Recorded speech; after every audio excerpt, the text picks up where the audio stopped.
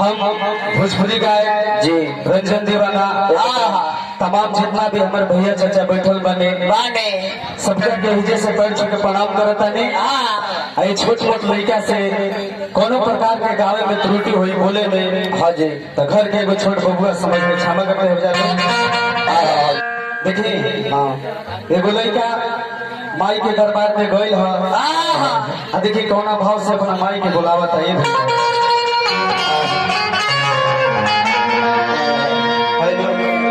Hello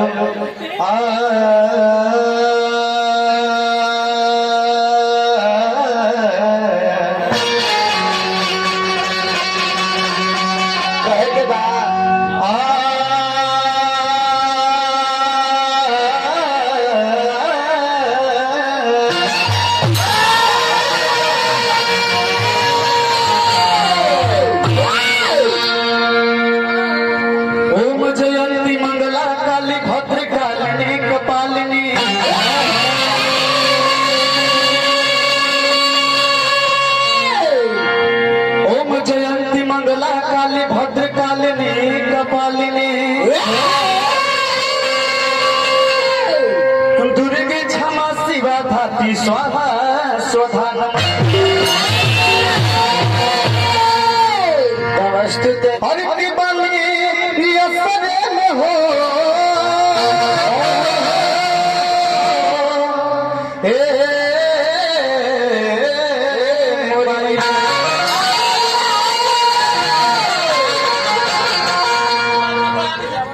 लेकिन देखिए कहा था कि हे महतारी बिना तारा मर्जी के एगो पता ही न डोल सकेला रंजनवा के 32 को दांत में से बच्ची कैसे डोली है महतारी। लेकिन देखिए कैसे अपना माई के भैया हेलो हाँ अरे पानी हो अरे पानी अरे तनिकाया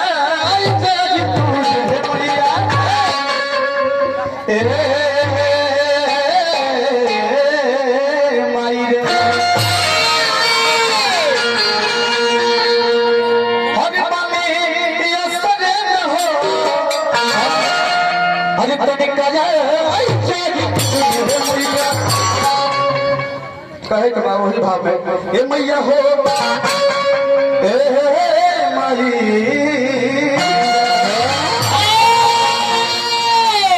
हे माई हो बगीच लाज के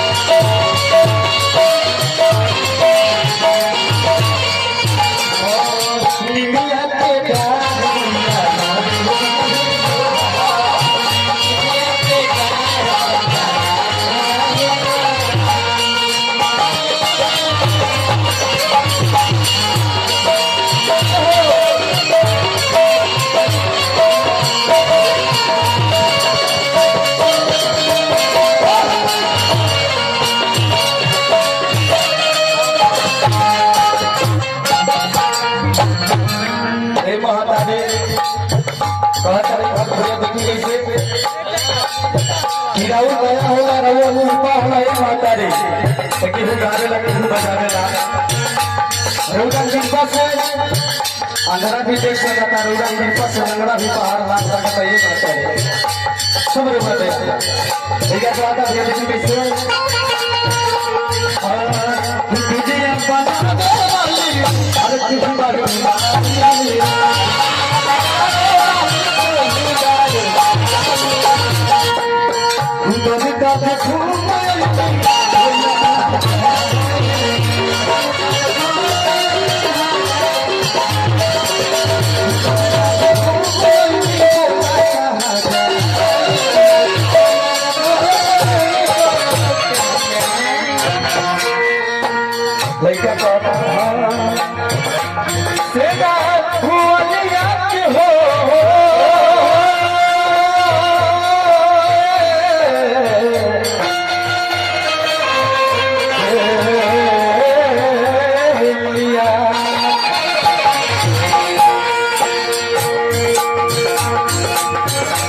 तेरा बोलिया के हो जबरा बोलिया के दिखाई दे ए भाई हो कितना बाकीला के बच्चा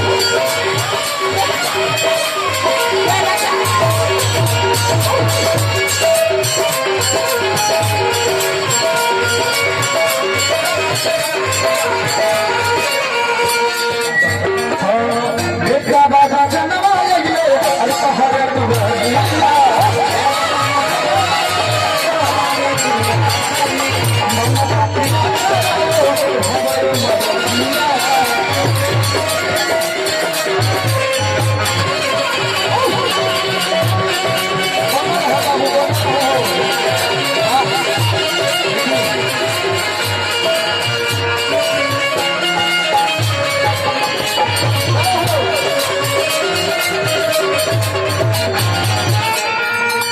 हेलो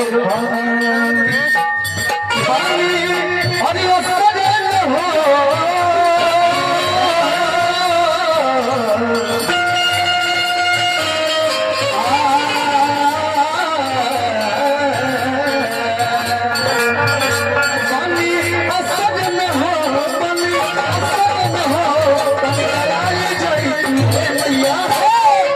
चले के बाद तनी धुरिया उड़ा भैया हो ए माई हो ए मैया